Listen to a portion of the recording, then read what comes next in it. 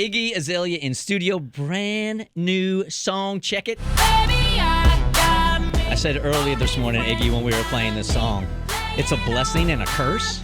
Yeah. Because it's stuck in your head all day. Forget it. Yeah. Forget it. Well, that's good. That's good. It's good for you. Good for the first 100 times. Right. Earworm in a good way. Yeah. Well, it's hard to rap to because you have a lot of rhyme flows that are really complex, and I'll sit in the car trying to do it I'm failing miserably right now. It's funny because like this kind of song for me, I try to make it so easy for people to be able to sing along to. So I'm surprised to hear.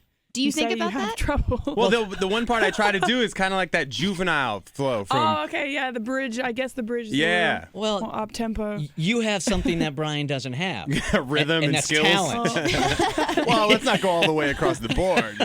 Look, the first thing I want to do is just give you mad props because when the whole video thing came out, I'm like, well, Iggy Azalea is on the books, but I do know that her people are going to be calling within the next 48 hours. To cancel? And they're going to go, no, or you're not allowed to ask her questions, or she's just going to stay out of the spotlight. So I was 100% convinced that this was never going to happen. Well, once I saw Riggins, Yeah. I had to come meet him.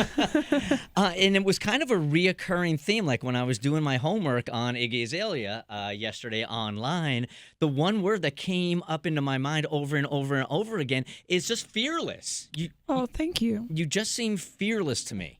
Yeah, you have to be, I think, in life, no matter what you're doing. Otherwise, you won't achieve anything. Well, whether it's on stage or whether it's in interviews. Balls to the walls, as my mom would say.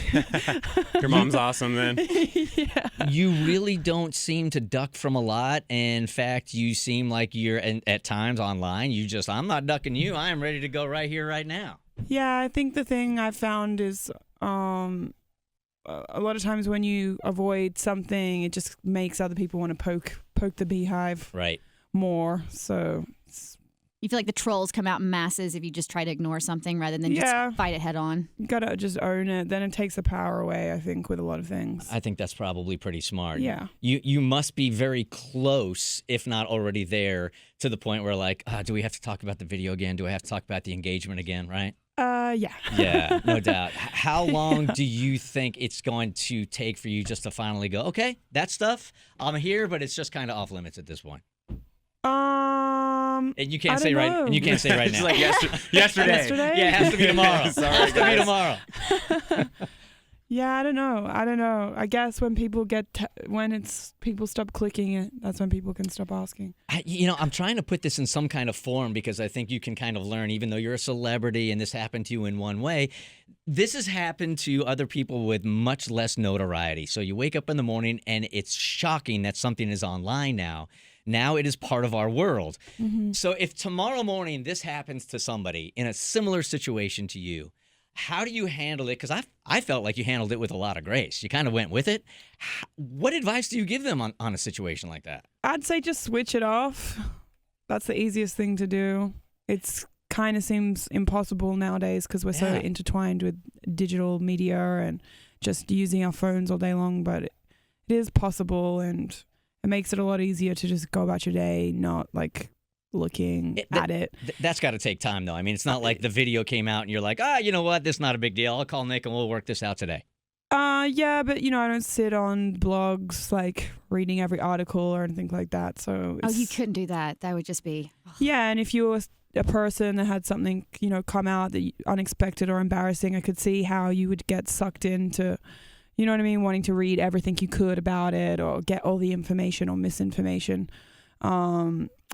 I think, you just got to get offline. That helps. Does it make you, even though clearly you guys had to talk about it and you believe his side of the whole thing, does it still make you distrust even 0.05%, even though you believe in your heart of hearts none of that was said on the video is true? I don't know. I'm still figuring it all out. It's still fresh. So I don't know. I think last year, the year that I had, has kind of taught me maybe it's best to just wait until it's like a little more past tense before you kind of speak about necessarily how you feel about something.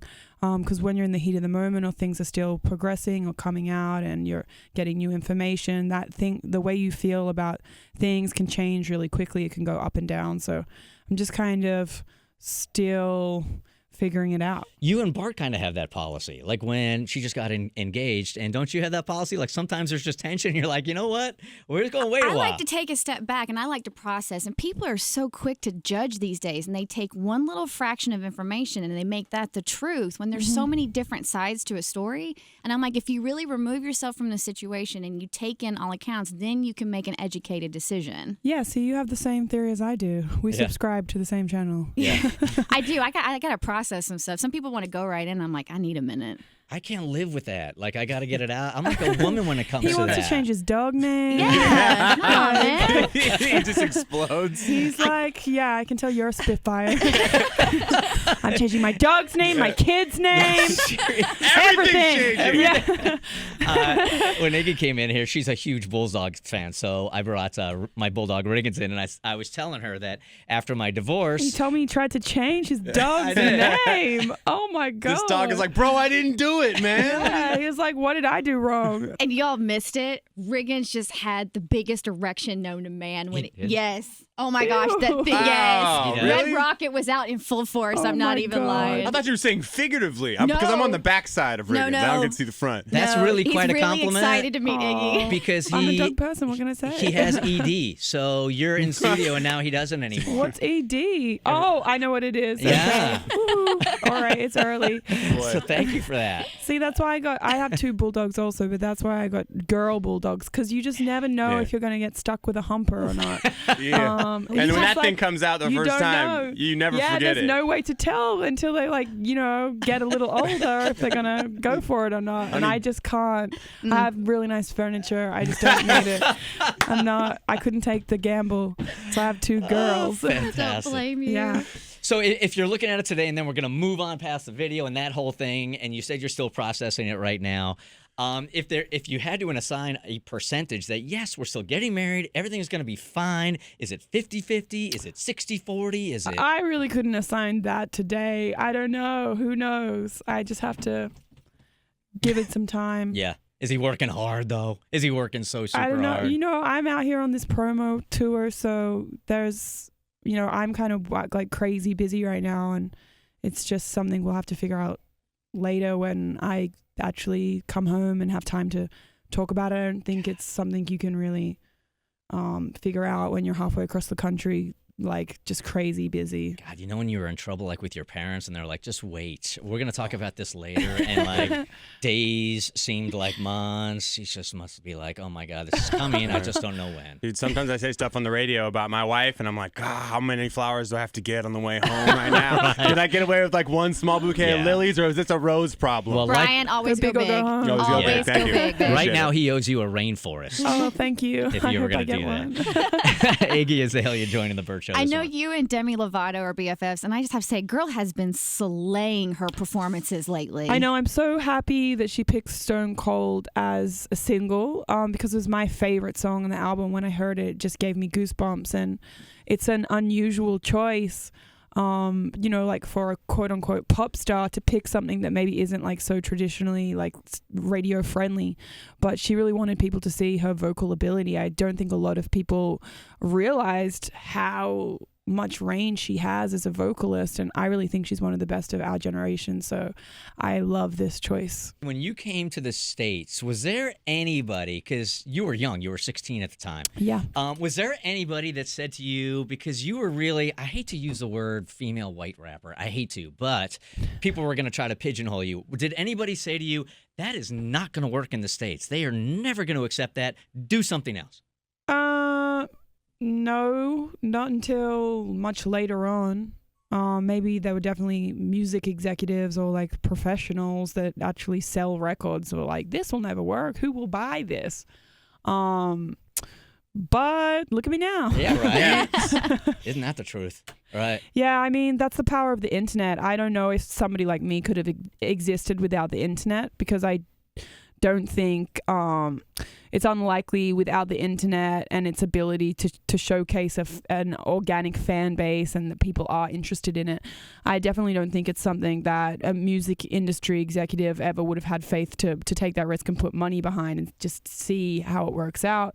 That wasn't a gamble anyone was willing to make, but thankfully because of YouTube and I was able to put my own things out independently and gain a bit of steam, it kind of changed their minds and I was able to get a record deal. But I really don't think, had this been like the 90s or early 2000s where we were using the internet a lot differently, we didn't have the social media presence, I don't think I would have been able to have the same chance. It seems like such a blessing and a curse at the same time, Definitely. because the thing that makes you also can be the thing that's tearing you down every single day. I mean, you checked out of Twitter for a while. Yeah, of course. That was just me. Like like we talked about earlier, sometimes you need to switch off and you just need to process things and take a step back. And it's hard to take a step back and process when there's new kind of like information being thrown in your face every single day.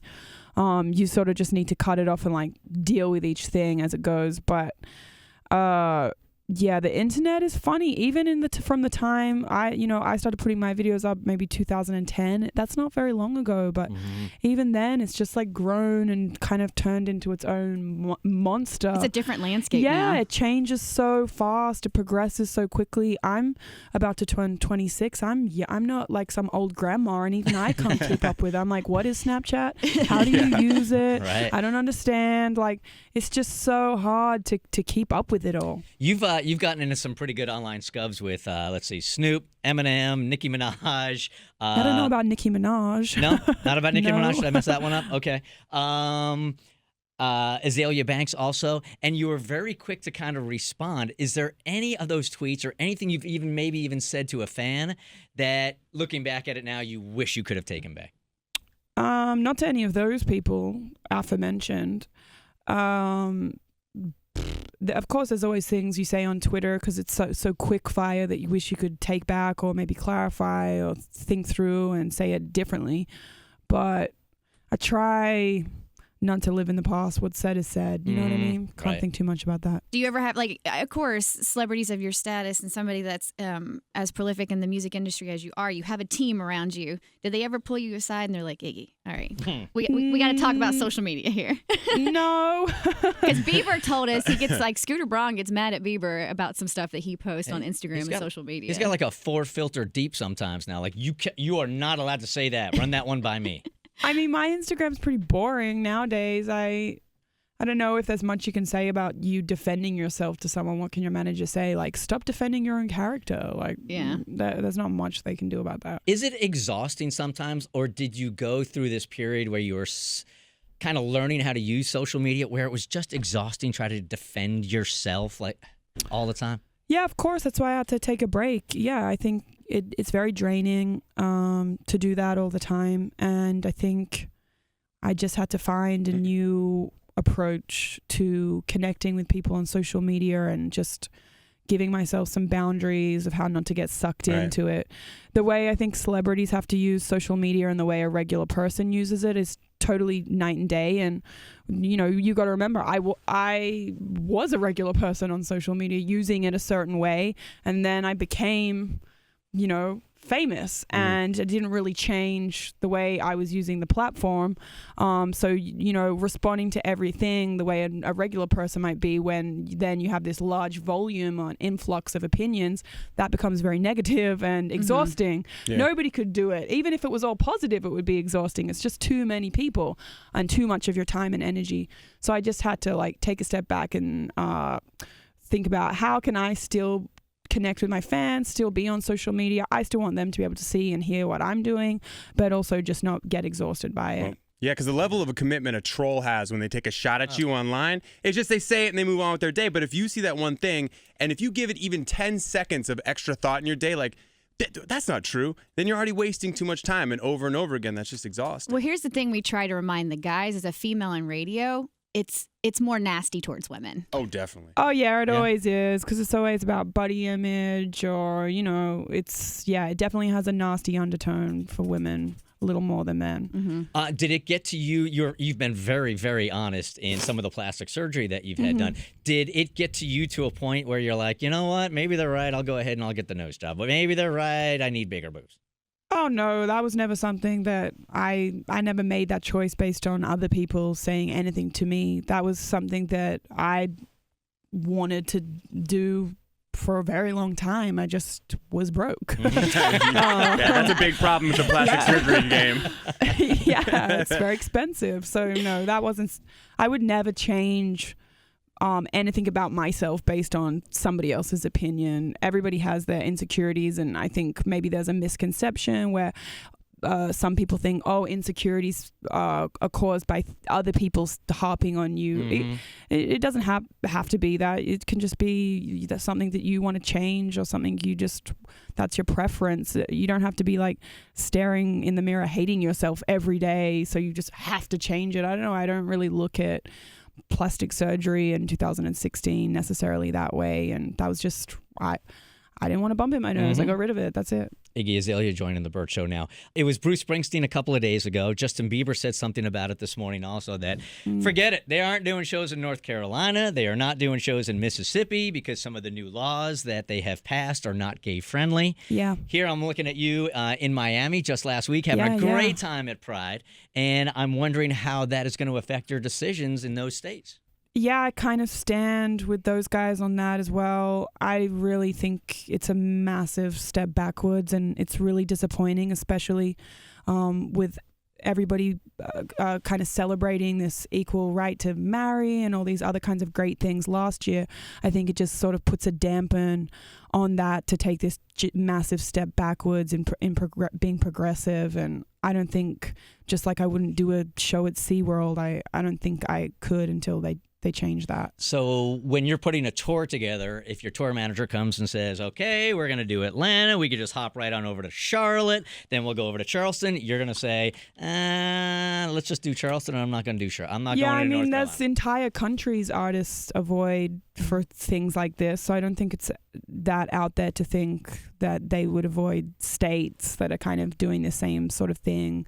Like, I don't think I'd go to Russia until they changed the way they felt about their feelings towards homosexuals and a lot of that kind of thing, making it illegal for you to be a homosexual and have your child, and they can take, there's all kinds of stuff going on. So I just don't think that I could support that. Do you feel like there's not enough artists that take that kind of, I really admire that. Yeah. Like, you can make money in those states. You can make a lot of money in those states. Yeah. Do you think there's not enough artists that make that kind of stand and go, you know what, I'm just going to stand up for what is right? I don't know if there's a right or a wrong way. I don't want to make anybody feel bad that chooses that. At the end of the day, this is also people's income, and maybe some people don't have the luxury to be able to not go to those places, and everybody still has to earn a living. And it's unfortunate for the people that do live in those places that are in support of that they had to miss out, but something has to be done about it. And I don't think just ignoring the problem will fix anything. It scares me to think that it could progress even further.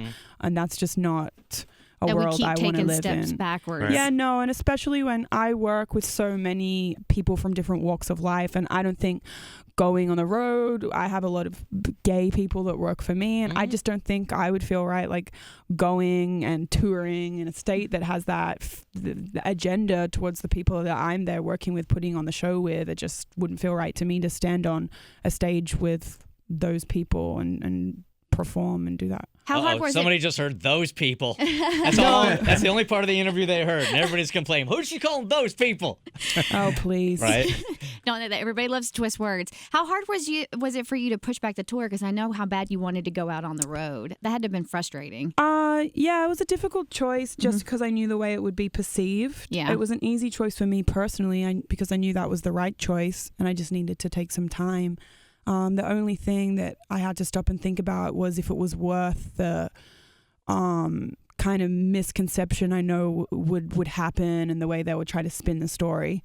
But at the end of the day, I just felt like I have to do what's best for me. I know I'm exhausted. I know I need a break. So this is what I've got to do. And in a way, I'm kind of glad because I only had one album. And doing a 90-minute show with one album is not there's not a lot of material to pick through for that. So coming back this year, I'm going to tour at the end of the year. And of course, I'll have my sophomore will be out in June, Digital Distortion. So I'll have 2 albums.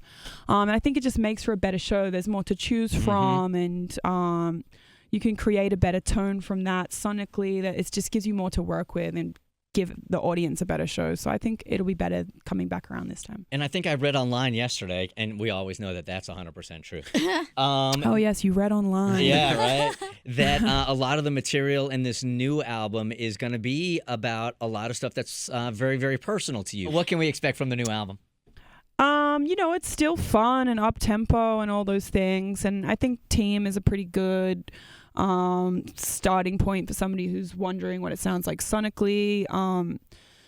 And I do talk a bit about some of the things that I've went through in the last year, but it's, that's not the only focus of the album, because I feel like that would be kind of a sad album. Do you feel like your last year of your life has been sad? Well, I don't think it's been happy. We're not here like talking about breaking records or like how great that tour I canceled was, are we? So no, I don't think it was the best. But I also think it's important to acknowledge it. Everybody has their rough years. It's just life. So I think it's good to just be human, and that's what the album is. But I didn't want to talk about those kinds of things and also just lose what makes people like me as a musician. And I think people really like to listen to my songs and be happy and dance around and sing. People always tell me, I love to work out to your music because it makes me feel so motivated and it gets me through that last second of my treadmill. And so I don't want to come out with a album of slow, sad ballads for that core fan base that really enjoys that about me. So it's still kind of up tempo like Team, but then it has its little hidden messages. Do you feel like a stronger person now that you have the last year behind you?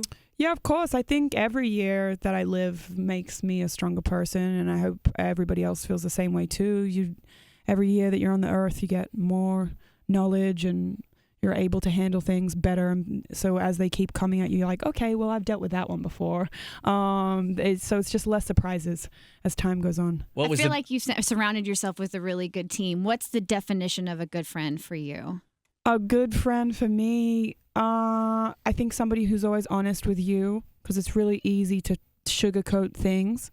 And it's really hard to tell the truth. That's the hardest thing. Mm-hmm. So I think anybody that has the balls enough to always tell you the truth and be honest, that's a good friend. I was reading some quotes yesterday, and it felt like to me, or maybe I just connected with it because it's happened to me before recently also, is that the stuff that happened with Macklemore seemed to really hurt you. You're like, well, what? How come you didn't say anything about that? Yeah, I don't think it hurt me, more so that I was just surprised.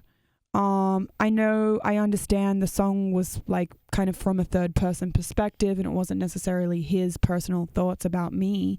But knowing how the internet works and clickbait, especially how it is with women, and that I'm always kind of a hot topic in music and very controversial. And he knows that. I was just surprised that not that he would write that, because like I said, it's third person, but just that he didn't give me the heads up. That's all. Just because I've known him. We were on the XXL freshman cover together back in early 2012. And so, I don't know, I just thought maybe he would call and just clarify, hey, I'm about to put this song out. You're mentioned in it. It's third person. It's my feelings about this. And I just don't want you to get the wrong idea that it's me saying anything negative about you. But obviously I'm an intelligent person, so I can listen to the song myself and figure that out. But I think it would just more so caught me very off guard because I didn't know that was going to happen. Are you a far less trusting person now than you were last year? No, I think I'm the same. Yeah. I mean, humans will be humans. Right. People make mistakes. Yeah. You have to forgive them. Exactly. We've got the new single out, which is amazing. Well, we got the new album coming out. Yeah, June. What have I not covered? Single and album. That's it for now. She's like, what more do you want me to do, man? Right? Yeah, I'm only one single in. It's only been out for 3 weeks. So I'm just kind of, seeing how this goes. I think it's had a really positive reaction and everybody seemed to really enjoy the music video and the dance video that we put out. So I took a long hiatus and I really thought hard about this album. And so I'm just kind of taking my time with it. I don't want to rush anything. I know we kind of have like ADHD now, like with the internet. We're like, okay, well that was out 3 hours ago. What's your next? thing? What's next? But I don't want to do that. I really want to give this song a chance to kind of grow and get in people's ears, and then we'll see how it goes with the album in June. But I'm really excited, and I think everybody's going to be pleasantly surprised. You've got so much coming up to be excited for, yet over the last couple of weeks it's been so controversial as of today. It always is. Right? Yeah, if it's not this, it'll be another thing. Right, always Yeah. will be. Today on Yeah, a it's scale always of something. on a scale of 1 to 10, where is Iggy Azalea as far as happiness goes today? I'm very happy. I don't know. I don't want to put it on a scale. I'm very happy. I think you can never have it all. It's always going to be something, but I'm just really happy to be back and to get to like go out here and see all my fans and meet them. So that's where my head's at this morning. And I'm feeling really good about things. Very appreciative that you came by this morning. No, thanks for having me. Thanks for bringing a cute little bulldog. Well, you're family now. You met my dog, man. It usually takes women months before I introduce them to my dog. It was nice of you to call him little, too, after you called him chunky for the last 45 minutes. I love chunky bulldogs. Well. I wish my bulldogs were chunkier, but one, she got like stunted growth because I was feeding them both at the same time and walking away, and I didn't realize the big fat one was eating the little puppy's food, and so she just never grew. And now when everybody meets her, they're like, it's a little bulldog puppy. I'm like, no, she's 2. She just never grew. That one was stealing her food. And then my other dog got so overweight and fat because she was eating like double her meals. She had to go on a meal plan and lose weight, and she had a limp. She was so fat. It was crazy. You So guys I are really love your selling bulldog. bulldogs as like a They're great, great. easy, fun-loving pet to They get. are the best. They're just crafty. Yeah, they're a lot to take care of, but I love them. Any dog that sleeps upside down and smells like a pig is good with Right? me. Yeah. Real, funny. The Bert Show.